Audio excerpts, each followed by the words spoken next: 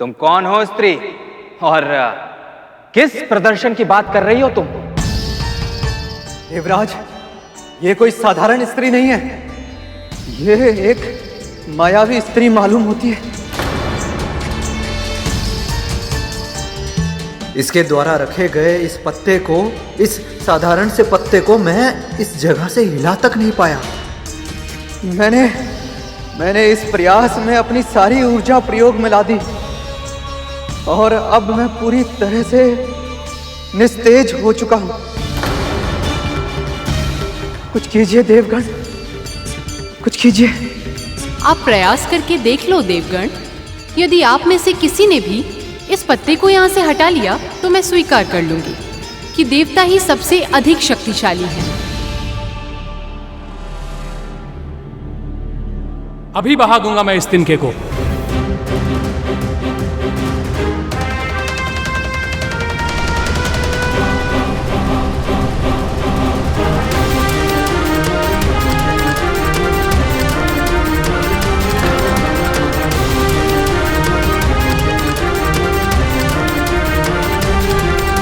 ये तिनका तो गीला भी नहीं हुआ वरुण देव।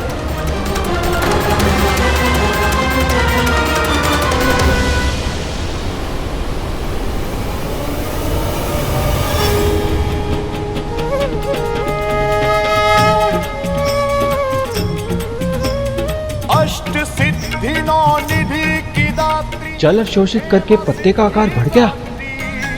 ये कैसे संभव है? फल प्राप्त करे जो ध्याते दिवस और रात्रि।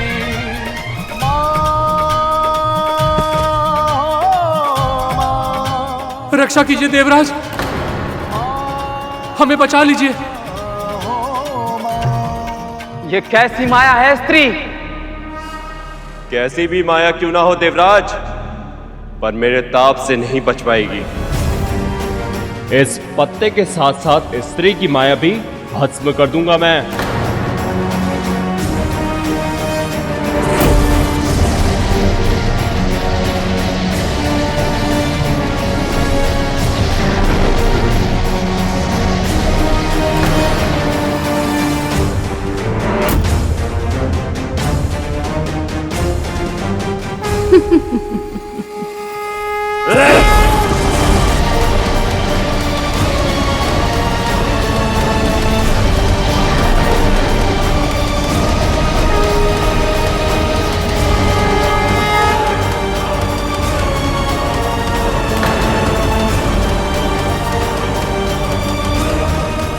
असंभव! ना तो ये पत्ता साधारण है और ना ही ये स्त्री।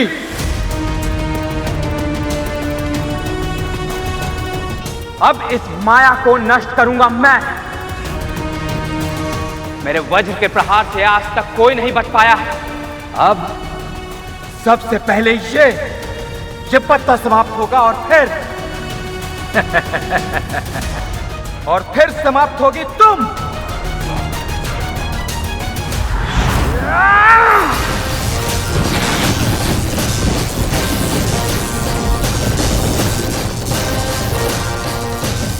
ये क्या? इस पत्ते पर तो देवराज का वज्र भी विफल हो रहा है।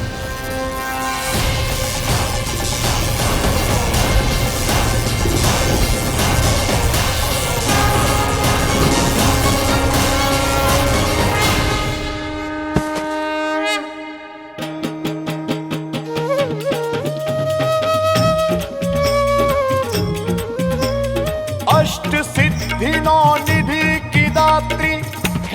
माँ, आप इतनी शक्तिशाली कैसे? हम देवता मिलकर भी इस साधारण से पत्ते का सामना नहीं कर पाए। कृपया हमारे अपराध क्षमा कीजिए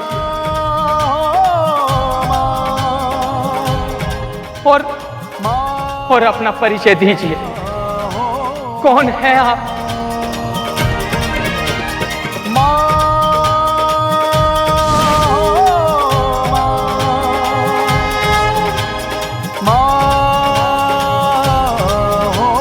मैं ही तुम सबके भीतर निवास करने वाली शक्ति हूं।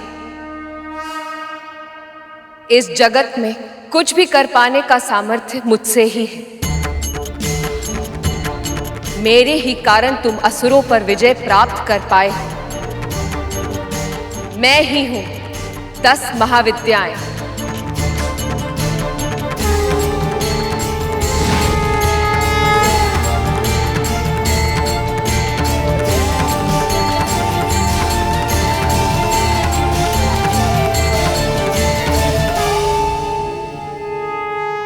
और मैं ही हूं नवदुर्गा।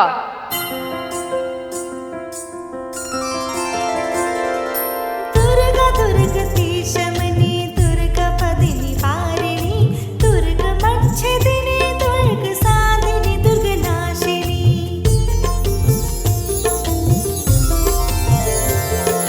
दुर्ग तुधारिणी दुर्ग निहंत्री दुर्ग मापहा दुर्गम ज्ञानदा दुर्ग दैत्य लोक दवानला दुर्ग मा लोका दुर्ग मात्म स्वरूपिणी दुर्ग मार्ग प्रदा दुर्ग विद्या दुर्ग माश्रिता दुर्गम ज्ञान संस्थाना दुर्गम ध्यान माँ। वासिनी।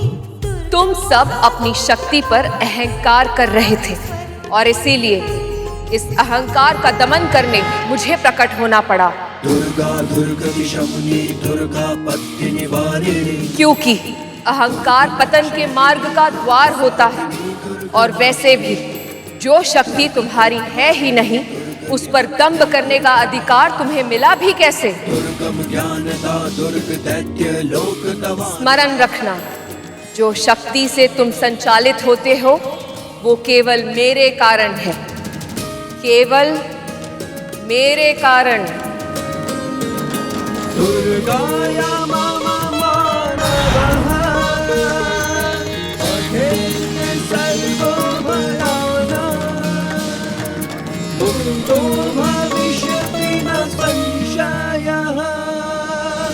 ये पूरा ब्रह्मांड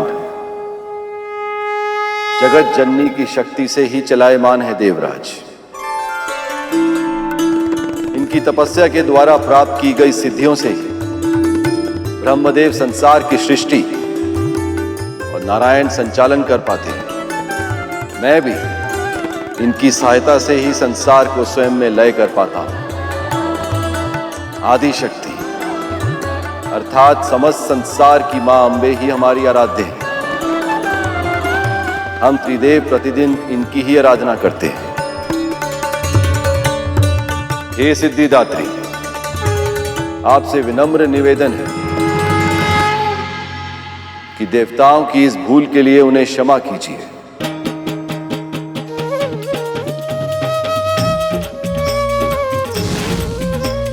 अष्ट सिद्धि नौ निधि की दात्री हेमा सिद्धिदात्री।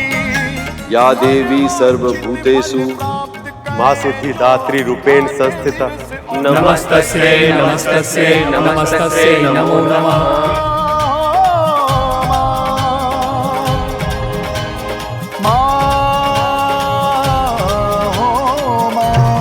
मैं तुम्हारी आराधना से प्रसन्न हूं। आप सबका कल्याण होगा। आज जो यहाँ घटित हुआ वो सदैव स्मरण रखा जाएगा। जो भी मेरे इस रूप की उपासना करेगा उसे सभी सिद्धियां प्राप्त होंगी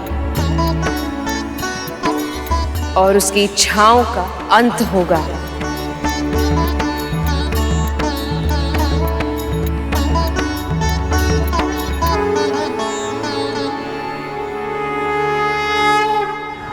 यही थी मां सिद्धिदात्री की कथा। चलिए कन्या पूजन की तैयारी करते हैं। उन्हें भोग लगाने के बाद हमारा ये व्रत संपन्न हो जाएगा। जी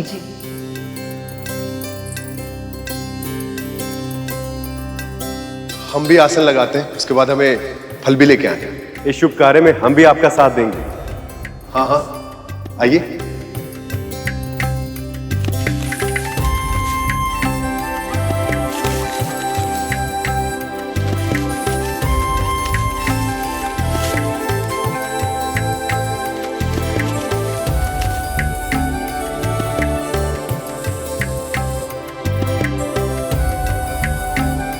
बहन जी आप पूरियां बेल लीजिए, मैं शीघ्र तलती हूँ। और साथ ही मैं ना हलवा भी भून लेती।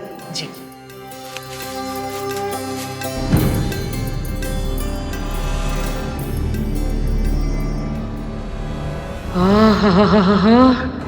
सुगंध तो सचमुच बहुत ही अच्छी आ रही है। पेट में मूषक खेलकूद करने लगे हैं और जीभ चटकारे लेने की कल्पना में व्याकुल हो गई है। पर कन्या पूजन और भोग से पहले कुछ खाने को मिल ही नहीं सकता।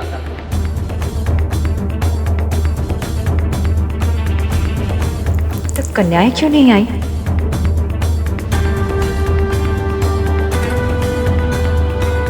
अब कारण जो भी हो, कन्याएं नहीं आएंगी तो क्या पूजन नहीं होगा?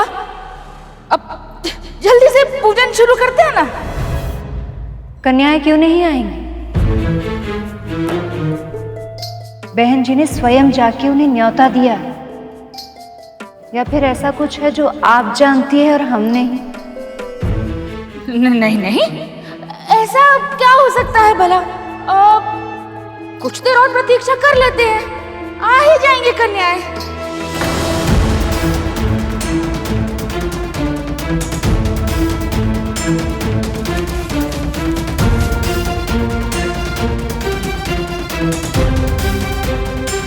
श्रीमान, आपको क्या लगता है आपके पुत्र लौट आएंगे ना?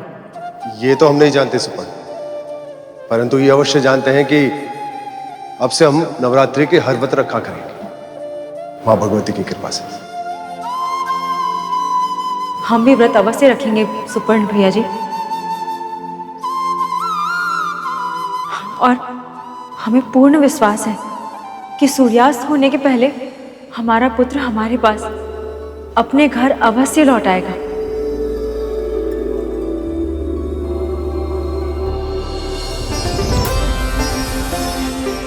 आपका विश्वास इतना दृढ़ है कि इसकी जीत अवश्य होगी। मां स्वयं आपके पुत्र को लेकर आएंगी, मुझे ऐसा विश्वास है।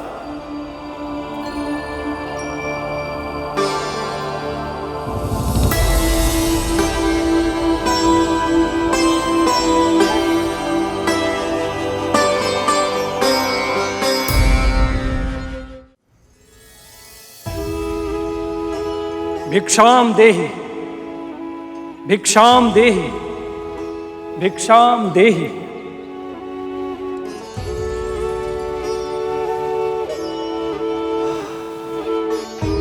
भोजन पकने की ये कैसी अद्भुत सुगंध है।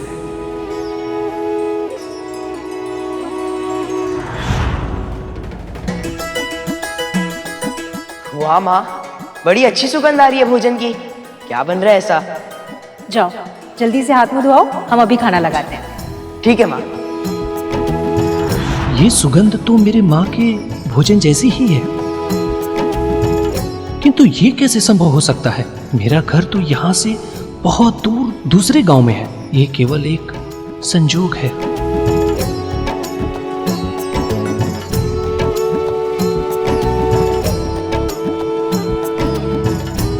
भवती भिक्षाम देहि, मातु भिक्षाम देहि।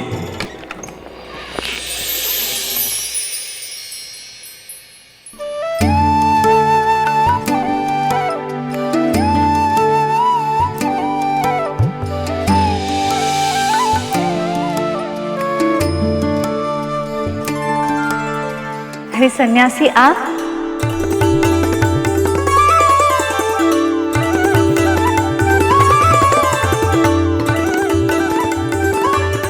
ये लीजिए।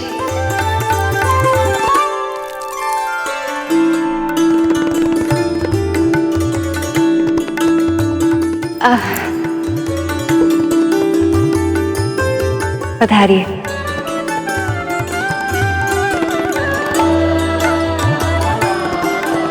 आइए सन्यासी जी, आइए ना।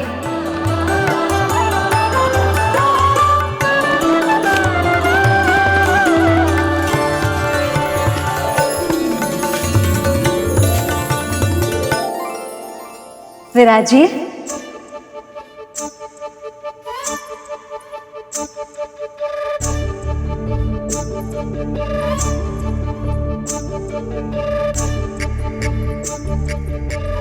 ये लीजिए। भोजन दीजिए देवी। आपके धार्मिक व्यवहार से भूख और भी बढ़ गई है। ऋषि सन्यासी, सन्यासी जी मैं अभी आई।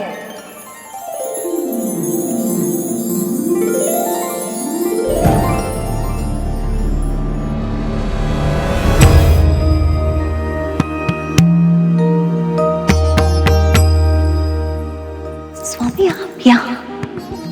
आपकी लीला में भाग लेने का अवसर मैं कैसे छोड़ सकता हूँ, है ना?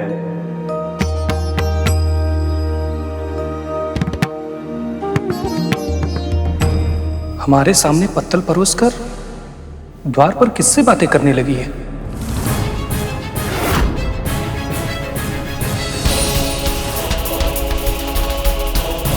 इन्होंने मुझे यहाँ अकेला छोड़कर मेरा अनादर किया।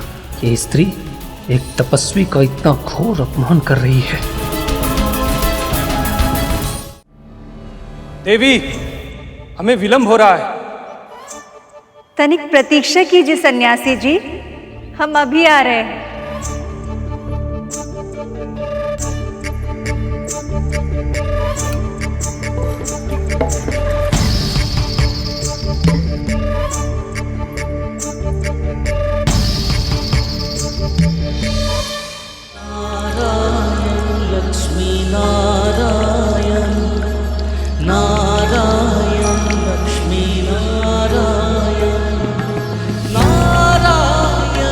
कितना समय और लगेगा?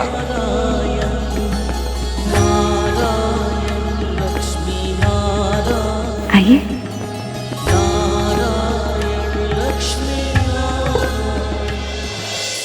आइए ना स्वामी, आइए। प्रणाम सन्यासी जी। प्रणाम। स्वामी आइए, विराज जी।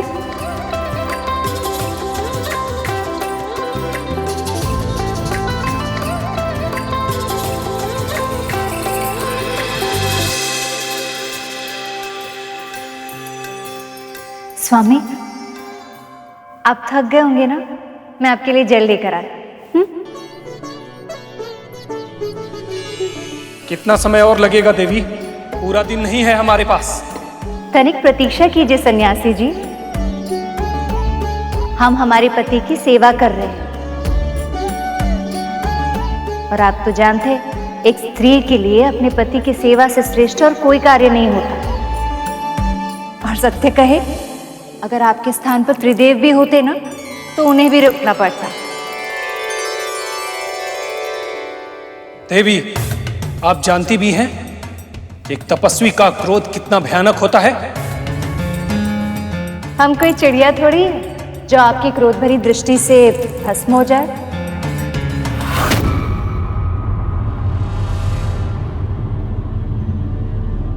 दुष्ट चिड़िया, तूने एक तपस्वी की साधना भंग करने का दुस्साहस किया।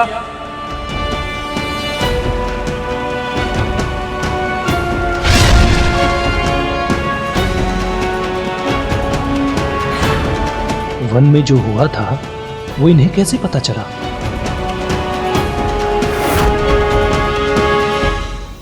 प्रभु, ये क्या कर दिया देवी लक्ष्मी ने? अब तो इसे उन पर संदेह हो गया है कि ये कोई आम व्यक्ति नहीं, अपितु कोई दिव्य प्राणी है। कौन है आप? इसके पीछे भी मामी श्री की कोई न कोई लीला अवश्य ही छिपी है मूषक जी। इसी कारणवश स्वयं माता आदि शक्ति ने उन्हें शास्त्री और उसकी पत्नी को उनके पुत्र से मिलाने का मार्ग दिखाया है।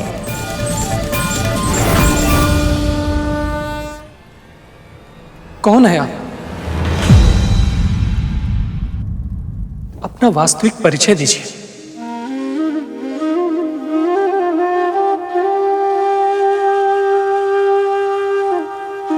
कोई विशेष नहीं, बस एक साधारण गृहिणी है जो अपने कर्तव्य का पालन अच्छे से कर रही है। आपकी तरह नहीं, जो अपने माता पिता का ऋण को भूलकर, उन्हें दुखी कर, अपने दायित्व से भागकर तपस्या करने चले। अरे, जो अपने जन्मदाता माता पिता का ध्यान न रखे, तो उसे तपस्या का फल कैसे मिल सकता है? जो अपने माता पिता की सेवा न करे, उनकी वृद्धावस्था की लाठी न बने, तो उन्हें तपस्या का फल मिल सकता है क्या? आप उचित कह रही हैं देवी, हमसे बहुत बड़ी भूल हो गई। हमने अपनी मां और अपने पिताजी को बहुत दुख दिया है।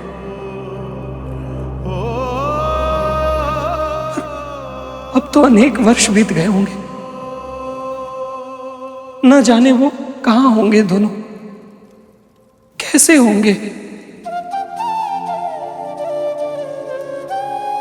जब पुत्र घर त्याग कर जाता तो उसके माता पिता को उसके लौटने की प्रतीक्षा सदैव रहती है, भले ही वह प्रतीक्षा अनंत काल तक ही क्यों न चले। एक मां के प्राण पुत्री की आत्मा से बंधे होते। और सत्य कहे सन्यासी जी, जब तक आप उनसे नहीं मिलेंगे, यमराज तक उन्हें यहां से ले जाने का साहस नहीं कर सकते। आप मुझे क्षमा कीजिएगा।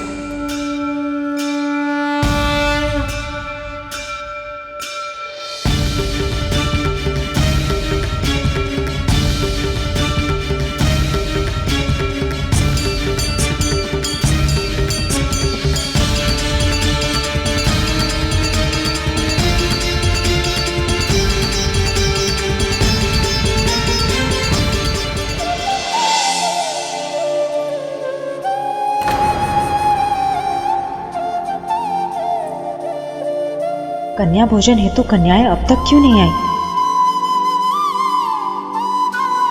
यदि वो नहीं आई तो हमारी पूजा संपन्न कैसे होगी और मेरी अपने पुत्र को वापस पाने की इच्छा भी पूर्ण नहीं हो पाएगी। कन्याओं का मार्ग देख रही हैं? लगता नहीं कि कोई भी कन्या आएगी आज।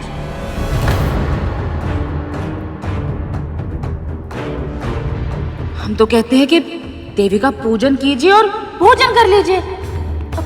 कब तक स्वयं को भी भूखा रखेंगे और हमें भी।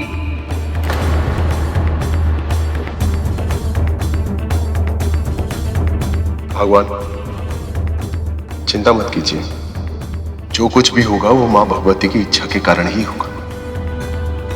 नहीं, ऐसा नहीं हो सकता।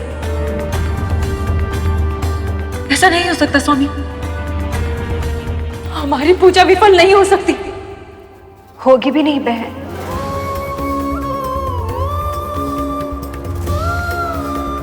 आप धैर्य रखिए। अभी तो पूजा संपूर्ण भी नहीं हुई। अब और धैर्य नहीं होता हमसे। मां को हमारा दुख दूर करना ही होगा।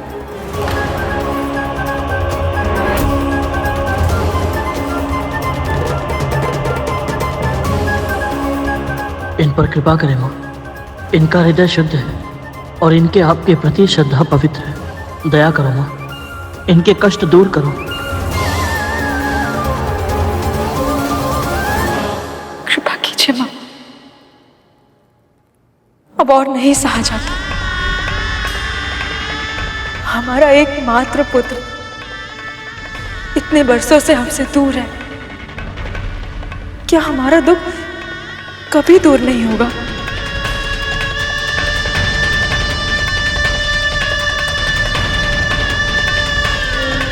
इससे तो अच्छा है कि आप हमें मृत्यु दे दें।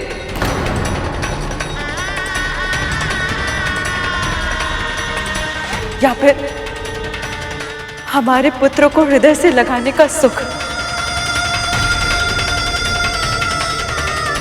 प्रभु, मां, एक मां का हृदय पीड़ा में है और मैं इनकी सहायता करने में असक्षम हूं। कृपया इनकी सहायता करें। देवियों, इस मां की करुण भरी पुकार ने मेरे नेत्र भी भिगो दिए हैं। अब आप सब कृपा कीजिए, आ जाइए अब।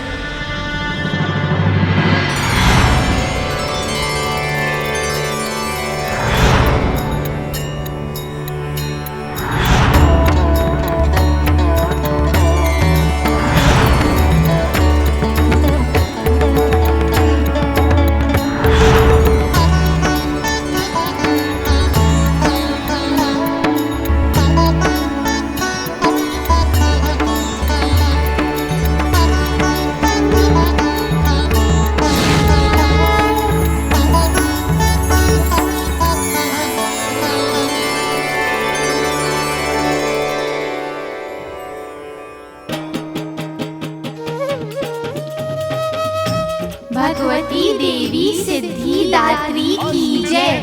भगवती देवी सिद्धिदात्री की जय। भगवती देवी सिद्धिदात्री की जय। भगवती देवी सिद्धिदात्री की जय। भगवान, भगवान, कन्या आ गई। माँ ने हमारी पुकार सुन ली। कन्या आ गई है भगवान।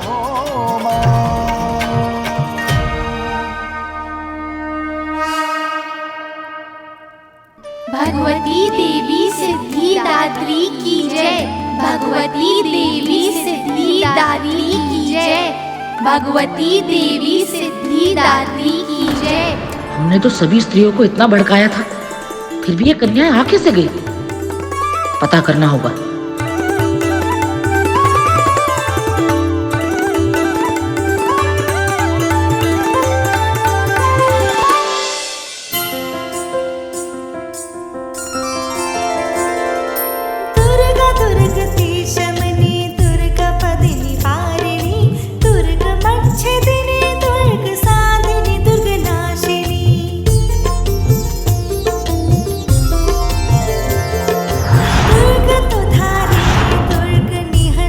धन्यवाद माँ, आपका कोटि कोटि धन्यवाद।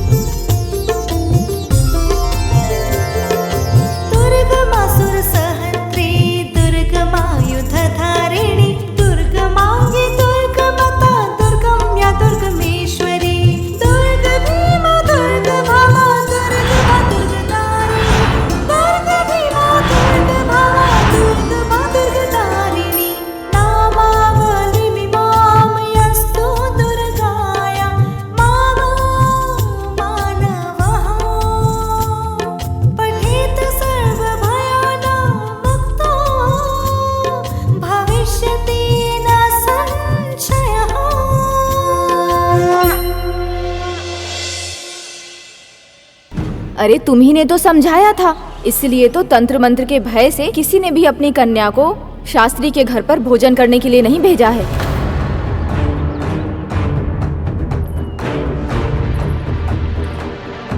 किसी ने भी अपनी कन्या नहीं भेजी, तो फिर घर पर वो सभी कन्या कौन है? कहाँ से आई है वो? पता लगाना होगा।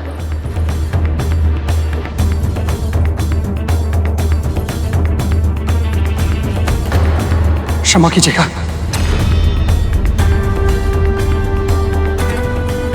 ये तो वही है, छोटे का पुत्र, हमारा भतीजा। लगता है अपने घर जा रहा है। नहीं नहीं नहीं, ऐसा नहीं होने दे सकते हम, इसे रोकना होगा।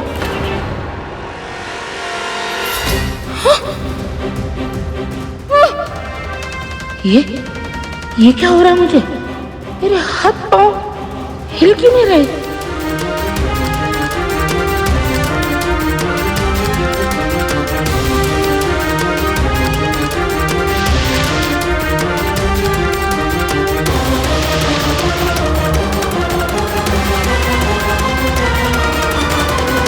आप सभी भगवती स्वरूप हैं। अगर पूजन में कोई कमी रह गई हो तो हमें क्षमा कर दीजिएगा। आपकी पूजा और सत्कार से हम सभी बहुत प्रसन्न हैं। आपकी मनोकामना अवश्य पूरी होगी।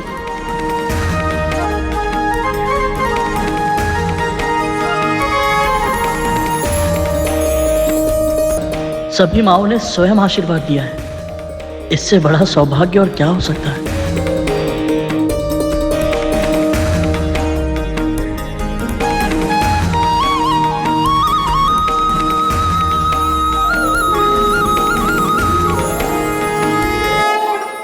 अब हमें भी प्रसाद ग्रहण करना चाहिए।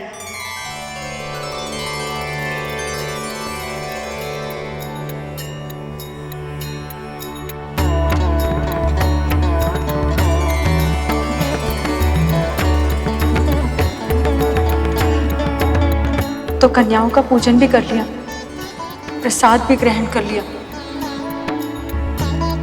धैर्य भी रख लिया और प्रतीक्षा भी कर ली। पर जो चाहिए था वो अभी तक नहीं मिला बहन जी। आपने माँ पर विश्वास किया है ना, और माँ ने आपको आशीर्वाद भी दिया है। और फिर ऐसा क्या है जो माँ के लिए असंभव है? मेरी बात मान लीजिए बहन जी, आप पूरी श्रद्धा के साथ माँ की कृपा का ये प्रतीक, ये प्रसाद आप ग्रहण कर लीजिए। आपकी इच्छा अवश्य पूर्ण होगी।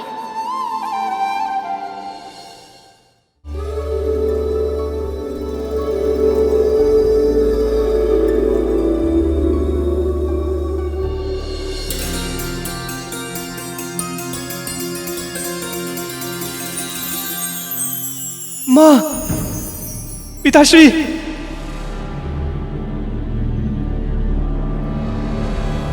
ये तो हमारे पुत्र का स्वर है। माँ, माँ, पुत्र,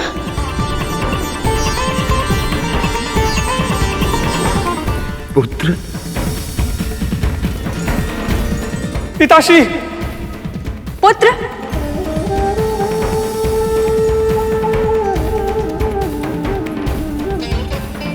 माँ, पुत्र। कहाँ चले गए थे पुत्र? हमें छोड़ के जाने का साहस कैसे हुआ तुम्हें? इतने बरस बीत गए, एक बार भी आपने नहीं सोचा कि घर वापस आ जाए। ये भी नहीं सोचा कि आपकी माता जीवित है या मर गई। माँ, हमसे बहुत बड़ी भूल हो गई, हमें क्षमा कर दीजिए, क्षमा कीजिए। आप बहुत बुरी माँ है, मैंने आपसे बुरी माँ आज तक नहीं देखी। सुबह का भूला यदि संध्या काल अपने घर लौट आए तो उसे भूला नहीं कहते पुत्र। क्षमा करिए पिताश्री।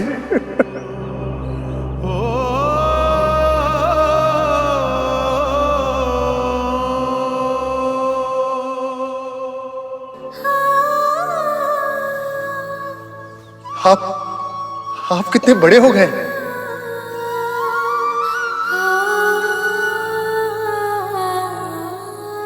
जो होना था सो हो गया। अब आप आ गए, अब सब बहुत अच्छा हो जाएगा। माँ, प्रसाद नहीं खिलाओगी? पूजा के प्रसाद का अनादर करना स्वयं भगवान का अनादर करना होता है।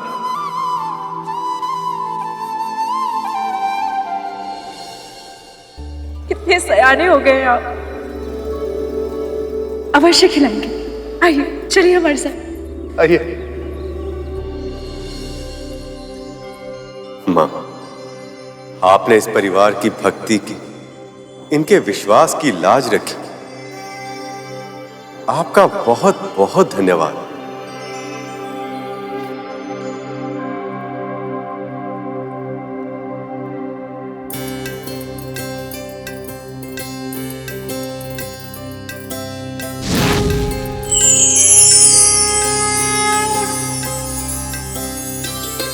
विष्णु, लक्ष्मी, आपकी शक्ति मुझसे भिन्न नहीं है, फिर भी मेरी पूजा करके आपने अतुलनीय विनम्रता का परिचय दिया है। गरुड़, अब तुम जान चुके हो पुत्र, ये समस्त संसार मेरी शक्ति से ही संचालित है। शक्ति के इस परिचय के बाद अब तुम अपने आराध्य विष्णु के भार को वहन करने की क्षमता प्राप्त कर पाओगे। माँ, आज आपके आशीर्वाद से मुझे विश्वास हो गया कि मेरी माँ का स्वप्न कि मैं प्रभु विष्णु और माता लक्ष्मी की सेवा करूं, हेमा सिद्धिदात्री, मनवांछित फल प्राप्त करे। और मेरी नियति कि मैं प्रभु विष्णु का वाहन बनूं, दोनों ही पूर्ण होगी। धन्यवाद माँ।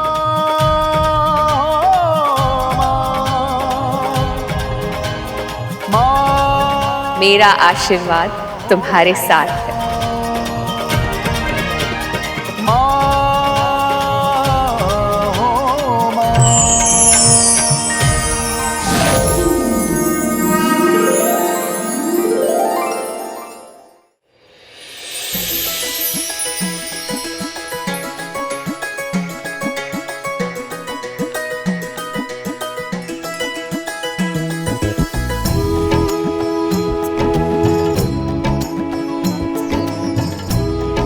हमें पूर्ण विश्वास था कि आप अवश्य आएंगे। और हमारे भीतर इस विश्वास की लौ प्रज्वलित हुई थी हमारे अतिथियों के कारण। अतिथियों के कारण?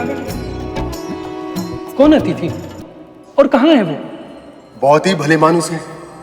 आइए, मैं आपको उनसे मिलवाता हूँ। अवश्य। आइए आइए पुत्र, यही है वंश।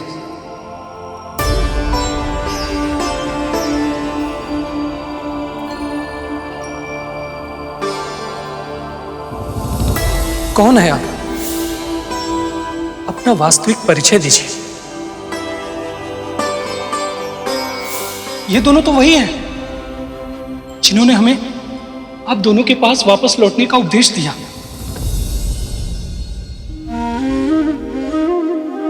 यदि इन्होंने हमारी आंखों पर लगा पट न हटाया होता तो हमें अपने भूल का आभास भी नहीं होता।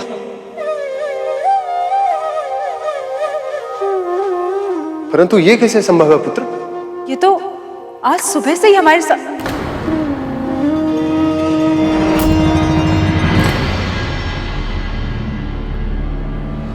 कहाँ गए ये लोग? कहाँ गए? माँ, ये देखिए पदचिन्ह।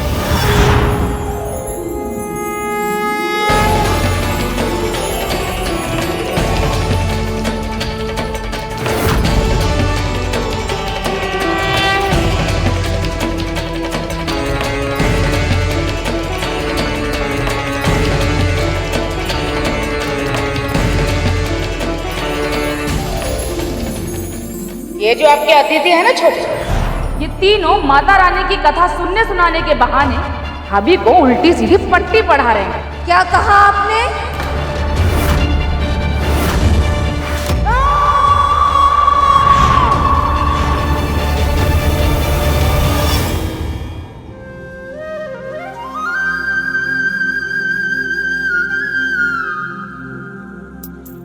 और ये पंख कहां से आए?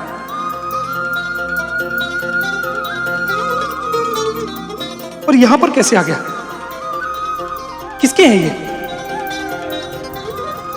नारायण, मां लक्ष्मी के।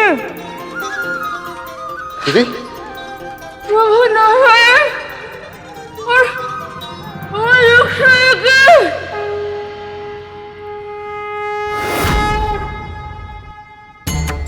ये आप क्या कह रही है दीदी? और आपकी ये दशा कैसे हुई? अब हमारा भी कल्याण कर दीजिए माँ। अपराध क्षमा कीजिए, कृपा कीजिए भगवती।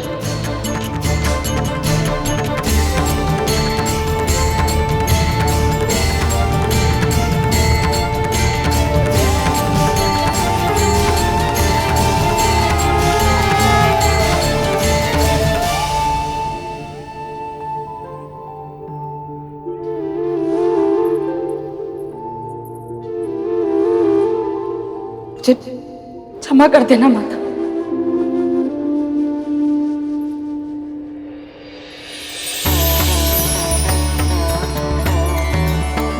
ये बच्चे प्रभु नारायण और माता लक्ष्मी के,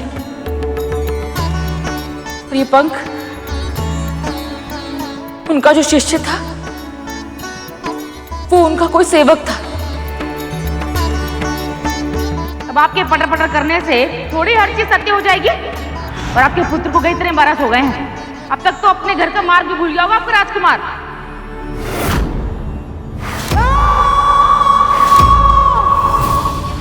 सत्य तो यह है कि जब भी हम कुछ दुर्वचन कहते थे तो हमें उन स्त्री में दिव्यता दिखती थी।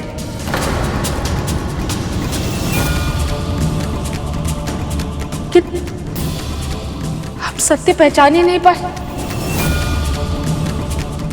इसका अर्थ ये है कि स्वयं भगवान हमारे कल्याण के लिए आए थे यहां। प्रभु विष्णु और माता लक्ष्मी मेरे समक्ष।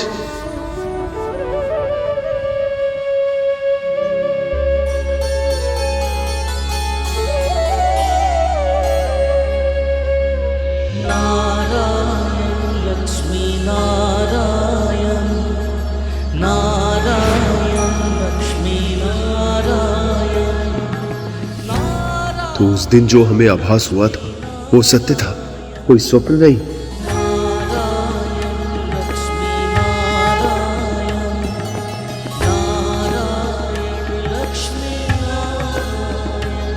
भगवान, हमें तो बहुत आरंभ में ही उन्होंने अपने वास्तविक स्वरूप का आभास दे दिया था और हम ठहरे निर्बुद्धि, उन्हें पहचान ही नहीं पाए।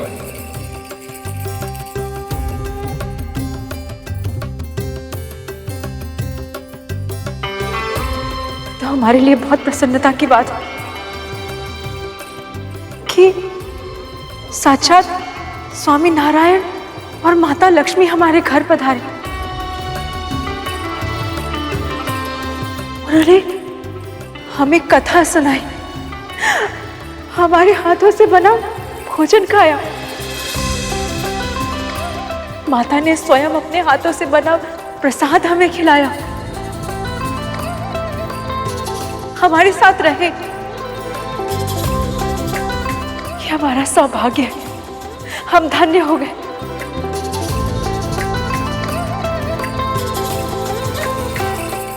हम धन्य हो गए।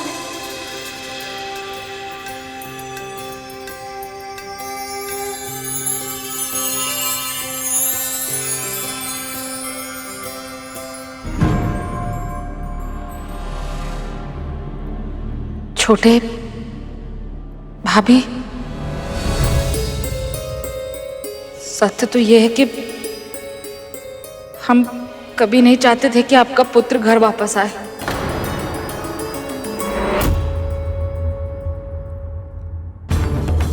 संपत्ति के लोभ में अंधे हो गए थे, पर अब हमें हमारी भूल का आभास है।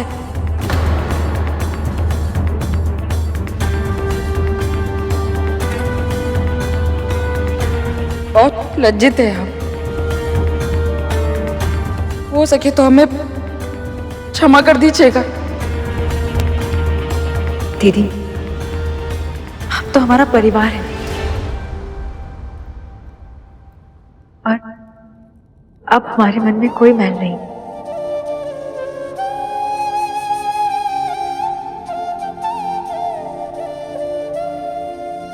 जब स्वयं स्वामी नारायण और माता लक्ष्मी ने आपको क्षमा कर दिया,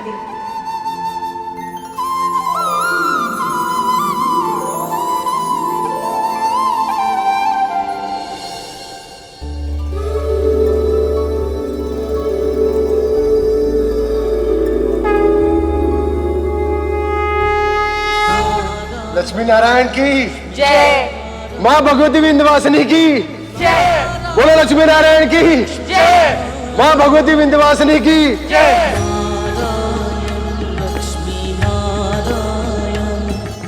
प्रभु, माँ प्रणाम।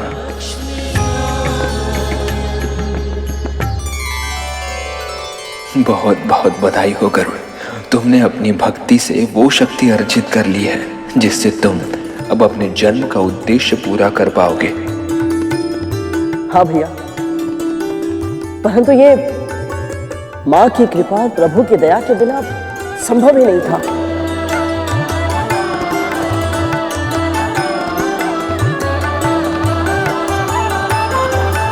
माँ आदिशक्ति के प्रताप से शास्त्री परिवार के साथ साथ अब मेरा भी कल्याण हो जाएगा। अब अपनी माँ को सबसे बड़ी प्रसन्नता दे पाऊंगा। मैं अपना सबसे बड़ा स्वप्न अब पूरा कर पाऊंगा। कितना अद्भुत होगा वो क्षण जब प्रभु मुझे अपना वाहन बनने का सौभाग्य प्रदान करेंगे।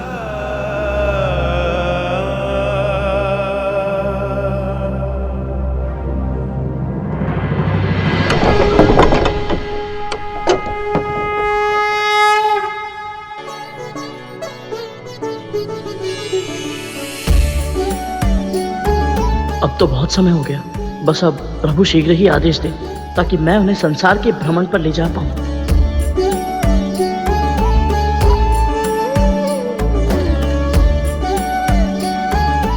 मैं तुम्हारी आतुरता समझ सकती हूँ गरुड़। मैं भी उत्सुक हूँ तुम्हें प्रभु का वाहन बनते देखने के लिए।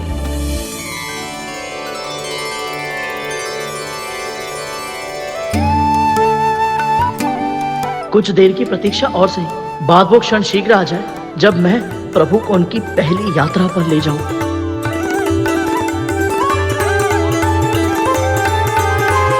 प्रभु उठ गए?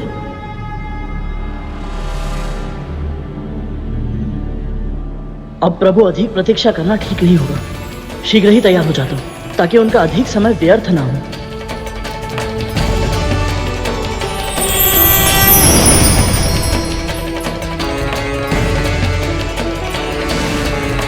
प्रणाम प्रभु।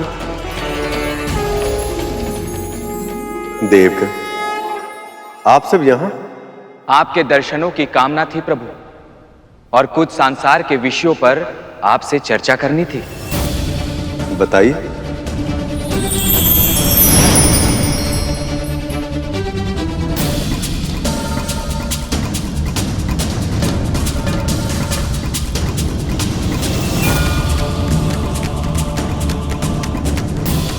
जिस क्षण की प्रतीक्षा मुझे इतने लंबे समय से है, जिसका स्वप्न देखते देखते मेरी मां ने पलके तक झपकाना छोड़ दिया है, अब वो क्षण आ ही रहा है। हे प्रभु, कब पूरी होगी मेरी कामना? कब सत्य होगा मेरी मां का स्वप्न?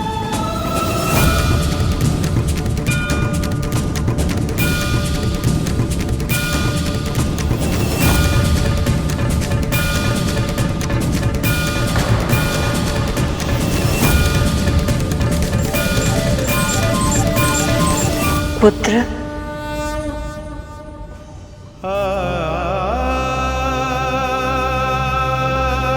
तुम अपनी पीड़ा को विनता से नहीं छिपा पाते हो, तो मुझसे क्या छिपाओगे? माँ, प्रभु का सेवक होने के पश्चात भी मैं प्रभु की सेवा कर ही नहीं पा रहा हूँ, और इससे जो पीड़ा मुझे हो रही है उसे मुखर होकर व्यक्त भी नहीं कर पा रहा हूँ। माँ, जब तक मैं प्रभु का वाहन नहीं बन जाता, मेरा जीवन व्यर्थ ही रहेगा। अपने उद्देश्य में असफल होने का दंश मेरे हृदय में हर पल चुभता रहेगा। माँ, पुत्र, तुम्हारी स्वामी भक्ति में कोई संदेह नहीं है। सत्य कहे तो तुम्हारे जैसे भक्तों की एकनिष्ठ आराधना से ही भगवान को शक्ति मिलती है और वो भगवान बनते हैं। पुत्र, तुम्हें धैर्य रखना होगा। सही समय आने से पहले कुछ नहीं होगा।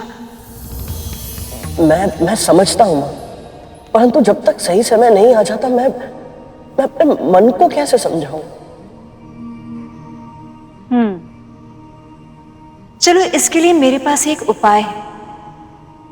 जब तक तुम प्रभु के वाहन नहीं बन पाते, क्यों ना प्रभु के बारे में और बातें जान लो। माँ, ये तो बहुत ही उत्तम सुझाव है। प्रभु के बारे में जानने से अधिक उत्तम और क्या हो सकता है? आप बताइए मुझे प्रभु के बारे में। तो क्या तुम्हें ये पता है, नारायण संसार के पालनहार होने के साथ साथ क्रमिक विकास के कर्ता भी है। वो कैसे माँ? इस ब्रह्मांड में पहले कुछ भी नहीं था, कुछ भी नहीं। फिर मां शिव उत्पन्न हुए। वो अपने आप में संपूर्ण थे, पर स्थिर थे। उनकी ऊर्जा से बनी आदि शक्ति फिर इन दोनों के योग से नारायण की उत्पत्ति हुई और फिर नारायण की नाभि से उत्पन्न हुए ब्रह्मदेव। उस समय संसार में केवल जल था। फिर नारायण ने असुर मधुकैटभ का वध करके उनके महावृद्धाकार तन के अवशेषों से पृथ्वी का निर्माण किया। जैसे कि तुम्हें कद्रू ने बताया था, विकास यात्रा के क्रम में सबसे पहले जीवन की उत्पत्ति जल से हुई थी।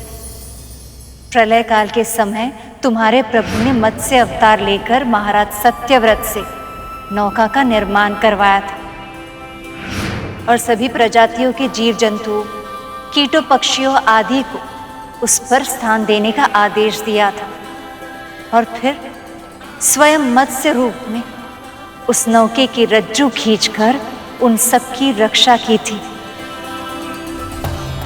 उसके बाद देवों और असुरों में संग्राम छिड़ गया। दिव्य शक्तियों में भीषण युद्ध होने लगा। इस काल में समुद्र मंथन को संभव बनाने के लिए उन्होंने दूसरा अवतार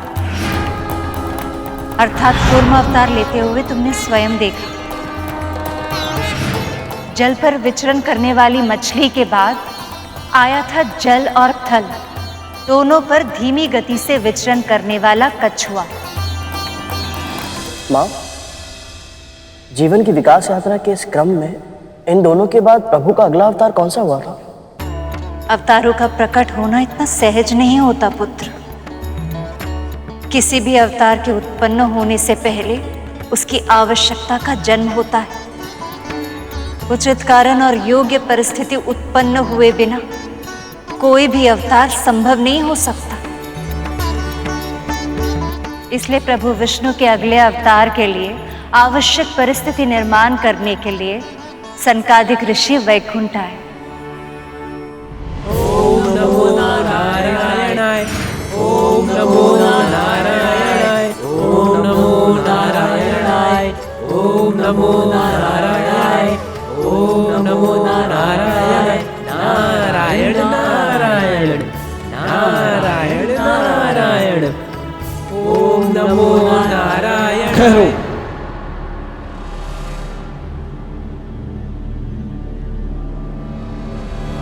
द्वार खोलो द्वारपालो, हमें अपने प्रभु के दर्शन करने हैं। वाह बच्चा, बड़े अधिकार से कह रहे हो।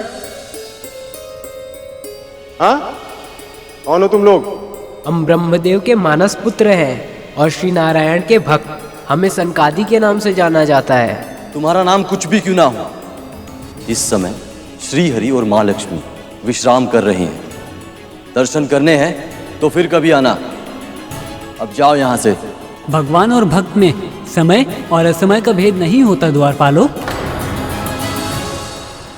भगवान तो स्वयं अपने भक्तों की प्रतीक्षा करते रहते हैं। ओ, तब क्यों ना आज भक्ति भगवान की प्रतीक्षा कर लें? हाँ?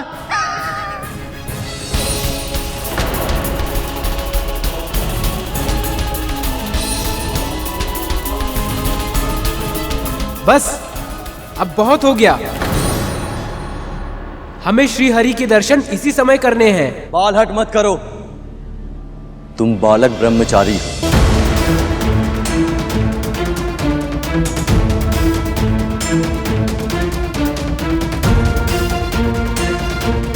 हाँ, अगर तुम चाहो तो हम तुम्हें कुछ मिठाइयां दे सकते हैं।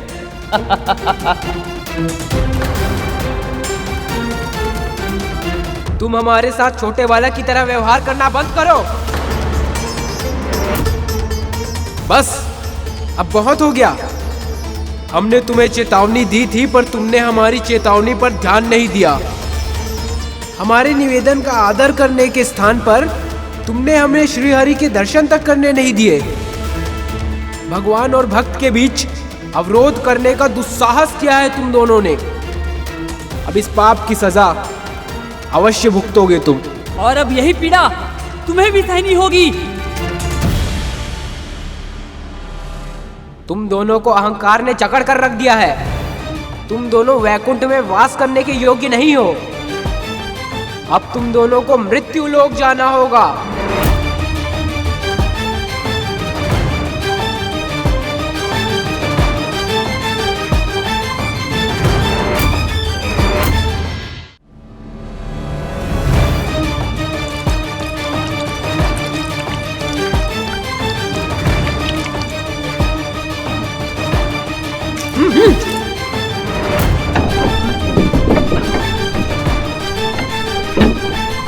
प्रभु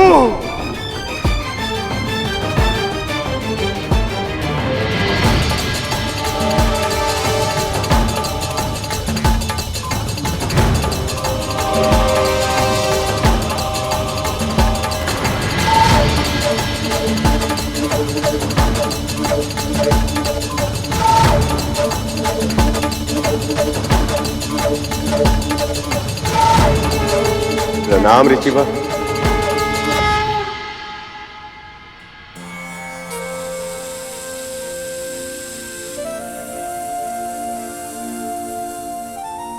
प्रभु, माँ, आपके दर्शन पाकर हम धन्य हो गए। प्रभु हमारी रक्षा कीजिए प्रभु। प्रभु इन ऋषियों के श्राप से हमें मुक्ति दिलाई है। हम इतना बड़ा श्राप सह नहीं पाएंगे प्रभु। पर ऋषियों की वाणी को असत्य मैं भी नहीं कर सकता जय विजय। पर यदि इन्होंने आपको दंड दिया तो उसे तो भोगना ही होगा। पर प्रभु हमने तो अपने कर्तव्य का निर्वहन किया था। जय विजय, ये सत्य है कि तुम दोनों द्वारपाल हो। प्रवेश की मर्यादा बनाए रखना ही तुम्हारा कर्तव्य है। पर तुम दोनों को इस बात का आकलन भी करना आवश्यक है कि द्वार पर किनका आगमन हुआ है। अपने भक्तों से मिलने के लिए स्वयं भगवान भी दौड़े चले जाते हैं, और आप दोनों ने उनके भक्तों को ही द्वार पर रोक दिया। तपस्वियों का अनादर करना एक अपराध है जय विजय, और अपराध किया है तो इसका दंड तो तुम्हें मिलेगा ही। आप सत्य कह रही है माँ। अपराध तो हमने किया, हमें क्षमा कर दीजिए माँ, हमें क्षमा कर दीजिए। हम इतना बड़ा दुख कैसे सहन कर पाएंगे प्रभु? आप तो दीन दयाल है प्रभु, दुखियों का कष्ट हरने वाले हैं प्रभु। हमारे उद्धार का कोई तो उपाय बताइए।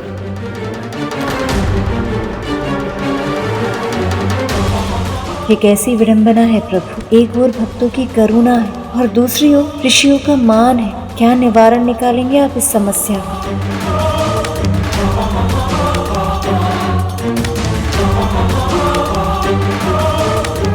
ऋषिवर, ये दोनों मेरे परम भक्त, परम सेवक।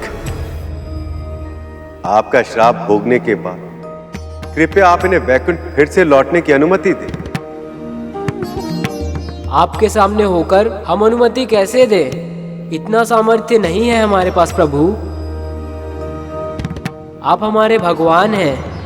इनके दंड और इनकी वापसी से संबंधित सभी निर्णय हम आप पर छोड़ते हैं प्रभु।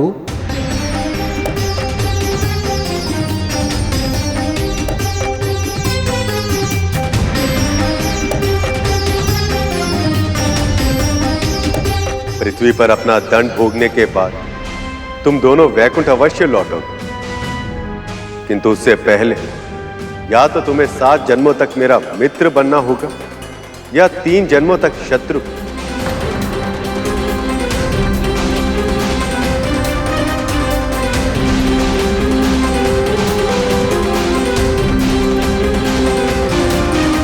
परंतु जिनके बिना 7 क्षण भी संभव ना हो, इनके बिना 7 जन्मों का विरह कैसे सह पाएंगे प्रभु?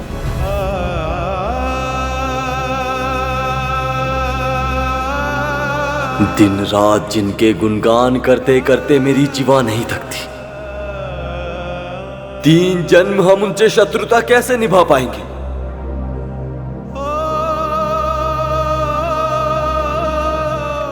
ये कैसा धर्म संकट है प्रभु।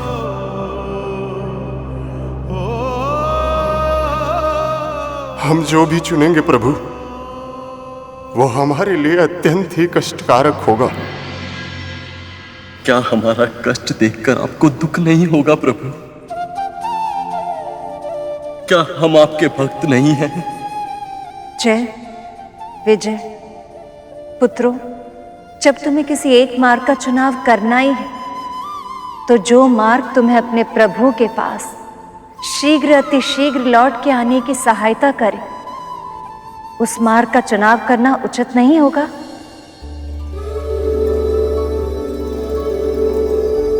शत्रु के मन मस्तिष्क में भी सदैव अपने प्रतिद्वंदी का ही विचार रहता है।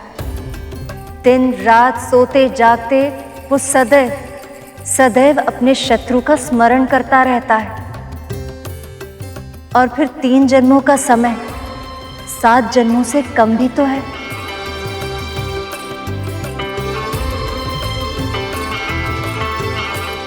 माते, आपने हमारी आंखें खोल दी। आपने हमारी सहायता की, हमें मार्गदर्शन दिखाए। ये किसी वरदान से कम नहीं है मां।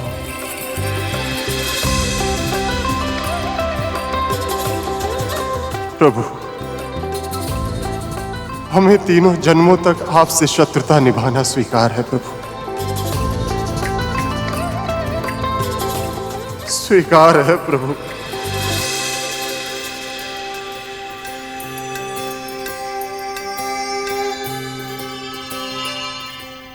नारायण के प्रति आपकी भक्ति सचमुच अद्भुत है।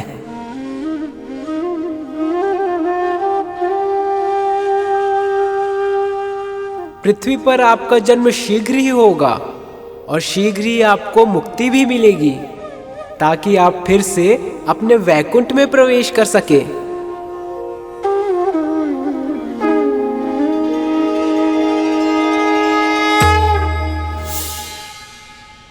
इन तीनों के जन्मों में जय विजय किस रूप में है मां?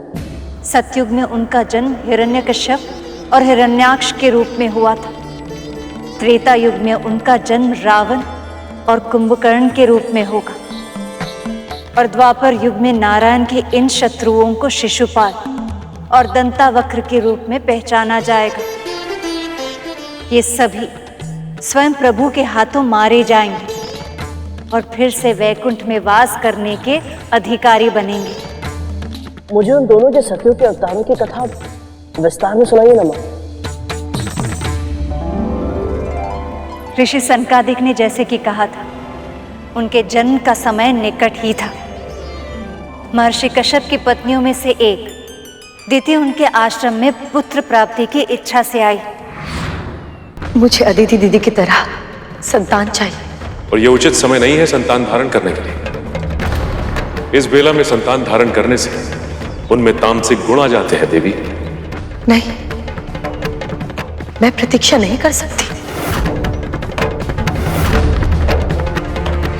महर्षि कश्यप को आने वाली अशुभता का आभास हो गया था। समय ने उनके अनुमान को सत्य सिद्ध कर दिया था। जब उनके पुत्रों हिरण्यकश्यप और हिरण्याक्ष के रूप में जय विजय का जन्म हुआ तो सारी पृथ्वी कांप उठी।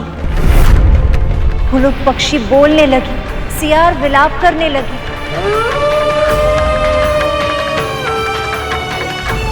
चंद्र को ग्रहण लग गया और समुद्र में चक्रवात उमड़ने लगी।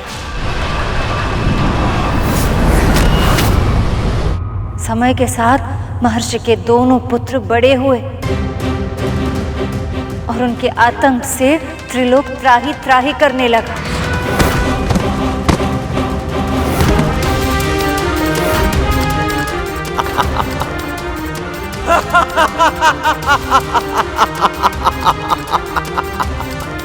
कोई योद्धा जो मुझसे युद्ध कर पाए, जो मुझे पराजित कर पाए। बोलो, है कोई?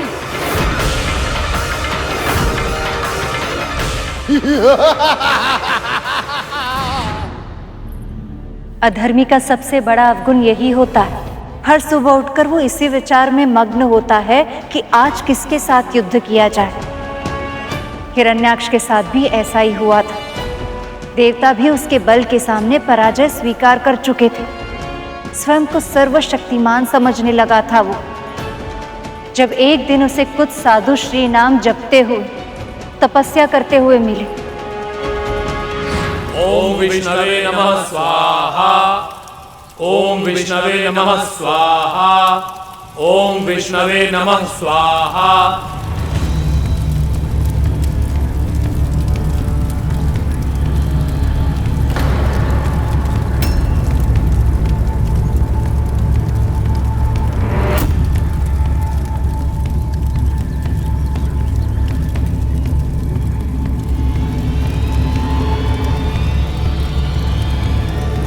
संसार में सबसे अधिक बलशाली, सबसे अधिक ऊर्जावान और सबसे अधिक सामर्थ्यवान केवल दो ही पुरुष हैं, मैं और मेरा भाई हिरण्यकश्यप। तो फिर कौन है ये विष्णु जिसकी उपासना तुम सब मिलकर कर रहे हैं? श्री विष्णु इस जगत के पालनहार हैं असुर श्रेष्ठ। पूरी सृष्टि इन्हीं के आशीर्वाद से चलती है। मिथ्या भाषण मत करो तपस्वी। मिथ्या नहीं, ये सत्य है। यदि सत्य है तो कहां है वो विष्णु? बुलाओ उसे, पुकार लगाओ उसे। मैं उसे क्षण भर में पराजित करके यह प्रमाणित कर दूंगा कि मुझसे अधिक बलशाली संसार में कोई और नहीं है।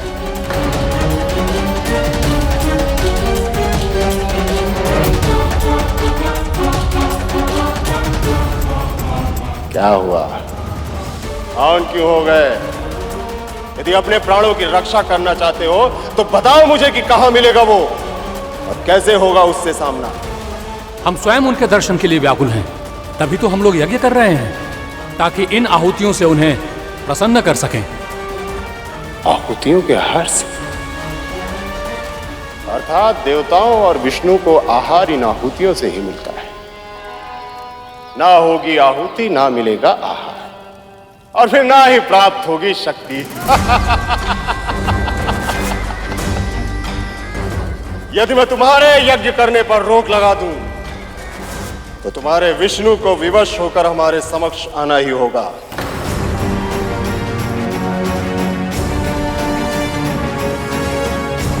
तपस्वियों, आज के बाद कोई भी किसी भी प्रकार का इस धरती पर यज्ञ नहीं करेगा। यदि तुम में से किसी ने मेरे आदेश का पालन नहीं किया तो मिलेगा उसे केवल मृत्युदंड।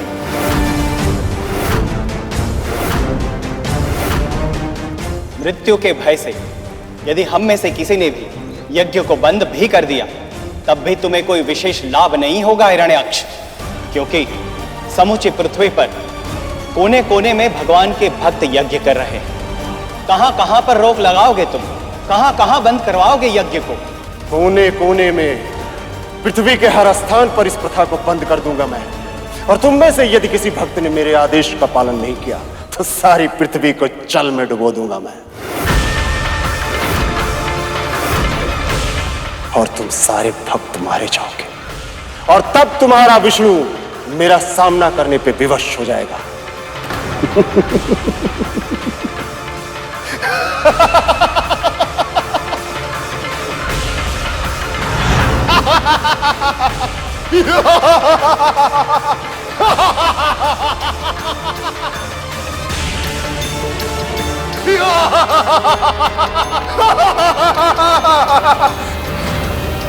जय ने हिरण्याक्ष के रूप में प्रभु के साथ ऐसी शत्रुता ठान ली कि पूरी पृथ्वी संकट में घिर गई। जब एक बार किसी में असुरी वृत्ति प्रवेश कर जाती है तो पाप उसे जकड़ लेता है, और जब किसी का मन पाप कर्म से लिप्त हो जाए तो उसे सीमाएं लांघने में अधिक समय नहीं लगता। तो फिर मुझे ये बताइए मां कि प्रभु पापियों को पाप करने से कब रोकते हैं? भूल किसी से भी हो सकती है करुण, इसलिए प्रभु हर पाप करने वाले को प्रायश्चित करने का समय और सुधरने का अवसर अवश्य देते। जय और विजय का पुण्य इतना अधिक था कि जब तक वो ये सभी पाप कर नहीं लेते तब तक ऐसी परिस्थिति बन ही नहीं पाती कि भगवान अवतार लेकर उनका उद्धार करे।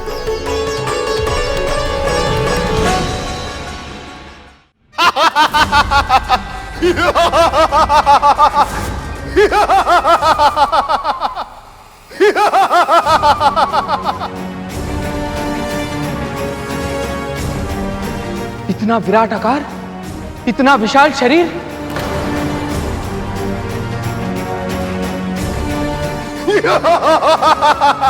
अब इस संसार की रक्षा कैसे होगी? कैसे होगी इस संसार की रक्षा?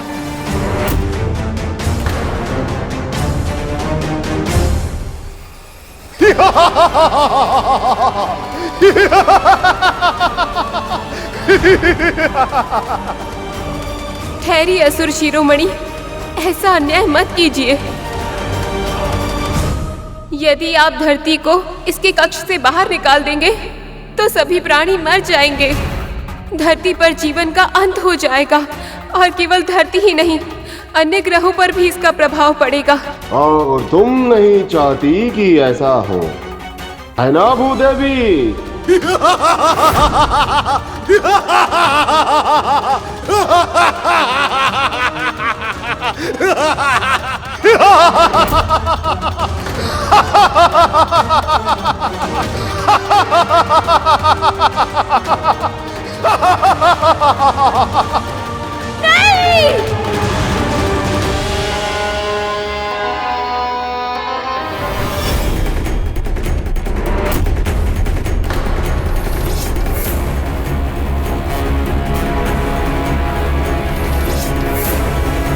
दुष्ट हिरण्याक्ष ने पृथ्वी को अपने स्थान से हटाकर उसे क्षीर सागर की गहराइयों में छिपा दिया, ताकि जब प्रभु विष्णु पृथ्वी की रक्षा हेतु आए तो वो उनसे युद्ध कर सके।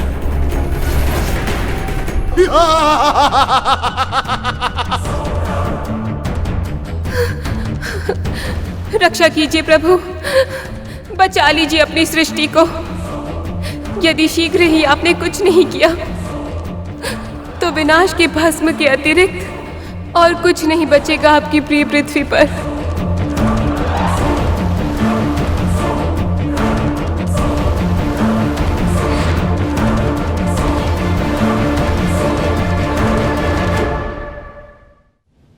ऐसी करुण पुकार सुनकर तो मेरी भी आग भर आई मां। कल्पना करना भी कठिन है कि अपनी संतानों को ऐसे भीषण संकट में घिरे देखकर स्वयं भूदेवी पर क्या बीत रही होगी। केवल भूमि देवी के लिए ही नहीं, प्रभु नारायण के लिए भी वो क्षण बहुत दुखदायी थे। पूरे ब्रह्मांड में प्रभु को सबसे अधिक प्रिय पृथ्वी ही है, इसलिए उन्होंने उसे आश्वासन दिया कि शांत हो जाइए भूदेवी, धैर्य रखिए। आप जानती हैं, मैं अपने भक्तों के कष्टों को अनदेखा नहीं करता। विपत्ति में कभी भी उन्हें अकेला नहीं छोड़ता। आपकी पीड़ा मेरे हृदय को भी दुख पहुंचा रही। विश्वास रखिए, सही समय आने पर मैं आपका उद्धार अवश्य करूंगा। शीतल जलधारा के समान आपके इस आश्वासन ने मेरे कष्टों की ज्वालामुखी को शांत कर दिया है। आपकी जय हो प्रभु, सदा ही जय हो।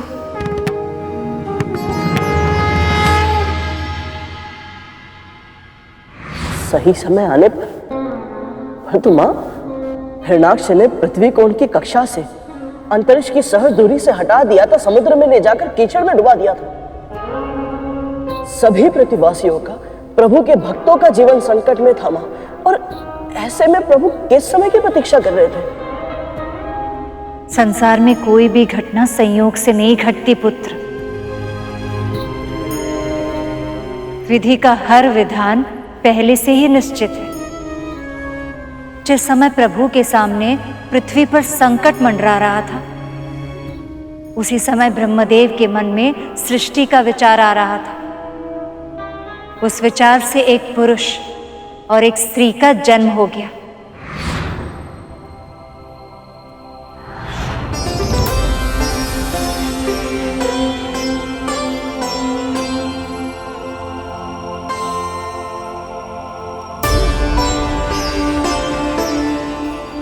मनु, शत्रुपा,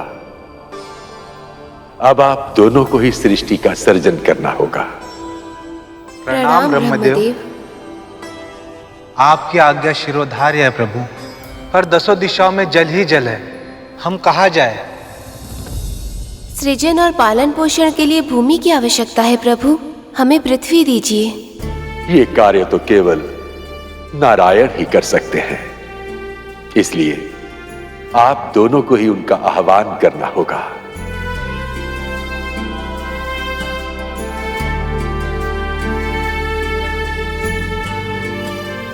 ओम विष्णवे नमः। ओम विष्णवे नमः। विष्णवे नमः। हे जगदीश्वर, अपनी उत्पत्ति के उद्देश्य को पूरा करने के लिए, नए सृष्टि के निर्माण के लिए हमें भूमि की आवश्यकता है।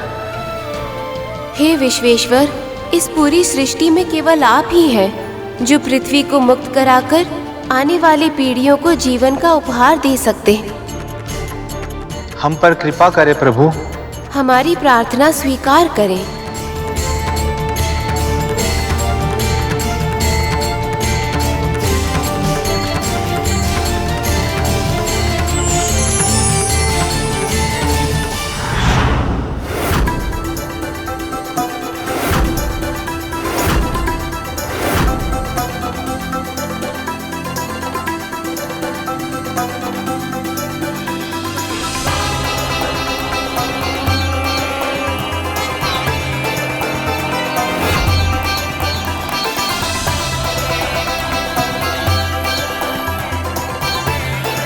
प्रभु नारायण ने अवतार लिया है। वराह अवतार।